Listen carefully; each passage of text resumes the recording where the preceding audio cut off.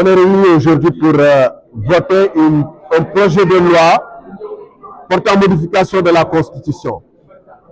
Mais sur la base d'accusations graves concernant le Conseil constitutionnel et concernant le Premier ministre de la République du Sénégal.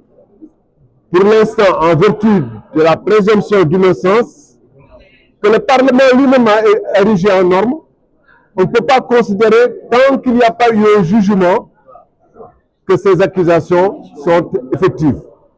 Et sans même attendre le résultat du conseil de la commission d'enquête, sans même apporter le moindre début de preuve. On fait comme si ces accusations étaient effectives et fondées, et si le Conseil constitutionnel du Sénégal était corrompu, si le Premier ministre du Sénégal était corrompu, et on veut passer à la modification de la Constitution sur la base de simples accusations. La question préalable, c'est que si le Premier ministre du Sénégal est corrompu, la première chose urgente à faire, c'est de se débarrasser d'un gouvernement corrompu. Parce qu'on ne peut pas avoir un Premier ministre corrupteur et corrompu, qui corrompt des juges, qui préside et qui dirige le ministre des Forces des Armées, qui dirige le ministre de l'Intérieur, qui dirige le ministère des Finances et qui doit corrompre donc tout le monde. Ça, c'est totalement inadmissible. Et la première chose à faire, c'était donc une motion de censure contre le gouvernement Amadouba. Si, effectivement, tel que le dit le groupe Benno Bokk Yakaar et le groupe Wallu, si le Premier ministre est corrompu.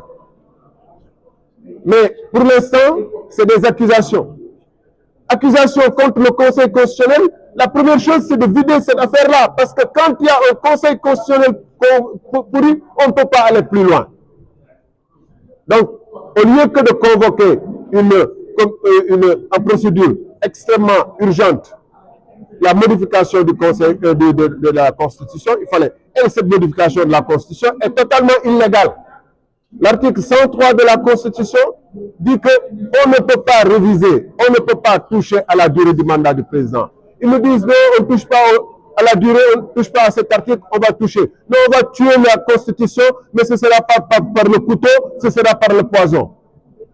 Tout revient à liquider la Constitution du Sénégal. Et vous avez tous vu que les précautions préalables sont des questions portant sur le règlement intérieur, article 46. On ne peut pas se réunir la plénière avant que les députés n'aient eu le rapport de la commission des lois 24 heures au préalable. Ils sont passés outre, comme ils sont passés outre de toutes les autres questions qui relèvent du règlement intérieur de l'Assemblée nationale. Est-ce que ce n'est pas une façon de valider la troisième candidature de Macky Sall que le peuple avait rejeté? Il dit que le décret n'a pas été contresigné. Est-ce que vous pouvez nous en dire plus? Mais justement, on n'a pas vu le décret jusqu'ici. On nous parle d'un décret qui devrait faire partie d'ailleurs du dossier. Mais même s'il avait été d'abord, il n'est certainement pas contresigné par le Premier ministre. La question peut se poser. Mais même s'il avait été signé, c'est un décret illégal. Parce que ce n'est pas parce que le président de la République peut convoquer le collège électoral qu'il peut le renvoyer.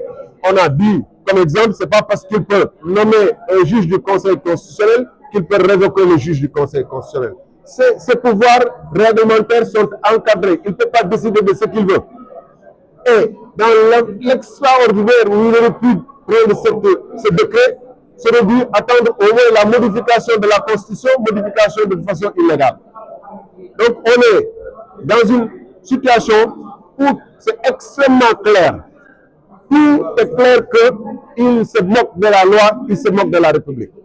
Ils accusent le Conseil constitutionnel. Sur ces bases, ils convoquent l'Assemblée nationale. Mais ce qui est patent et clair, c'est que Karim Meïssa Wade a fait 2 fois par jour. Et c'est le groupe qui soutient quelqu'un qui a menti 2 fois devant le Conseil constitutionnel par écrit en disant qu'il est exclusivement de nationalité sénégalaise. C'est ce groupe-là qui accuse d'autres, des juges de corruption. Et on croit à un groupe qui a organisé le mensonge, qui refuse d'admettre que son candidat est dans le mensonge. C'est si c'était à refaire, est-ce que vous pourriez... Arrêtez cette question. Le président de la République voulait reporter les élections parce qu'il sait que son candidat va perdre. Ils sont en train d'accuser leur propre candidat de corruption. Vous vous rendez compte? Ça n'a rien à voir. Exclure Karim Wade, c'est pas moi, c'est Karim Wade qui s'est auto-exclu en respectant pas l'article 26 28 de la Constitution, en mentant sur sa double nationalité. C'est pas moi qui l'ai exclu, c'est lui qui s'est auto-exclu. Ce n'est pas une façon pour le président Macky Sall d'avoir son troisième mandat.